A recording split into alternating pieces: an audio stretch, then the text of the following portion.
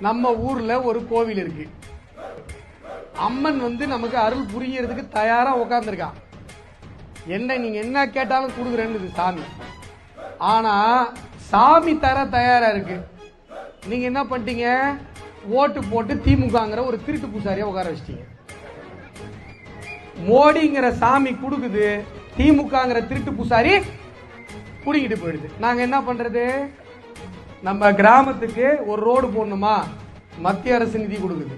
ஒரு பாலக்கட்டை கட்டணுமா, மத்திய அரசு நிதி கொடுக்குது. தண்ணி டேங்கா, மத்திய அரசு நிதி கொடுக்குது. உங்க வீட்டுக்கு குழாய் மூலமாக குடிநீர் இணைப்பு கொடுக்கப்பட்டிருக்கிறதா? நரேந்திர மோடி அவர்கள் கொடுத்த பணம். அதுக்கு உங்ககிட்ட 10,000 ரூபாய் லஞ்சம் கேட்கறான் பாரு, அது திமுக காரம் பண்ற.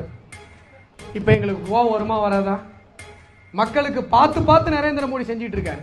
நீங்க மக்களை ஏமாற்றி ஓட்டு வாங்கிட்டு திருட்டு பூசாரி உட்காந்துட்டு சாமி கொடுக்கிற வரத்தெல்லாம் தின்னுட்டு உட்காந்துருக்கீங்களே. திருட்டு திமுகங்கிற திருட்டு பூசாரியை மாத்திட்டு நாம நமக்கு கிடைக்கிற சாமி கொடுக்கிற வரம் முழுசா கிடைக்கணும். என்ன பண்ணோம்? தாமரை சின்னத்தை ஞாபகம் வச்சு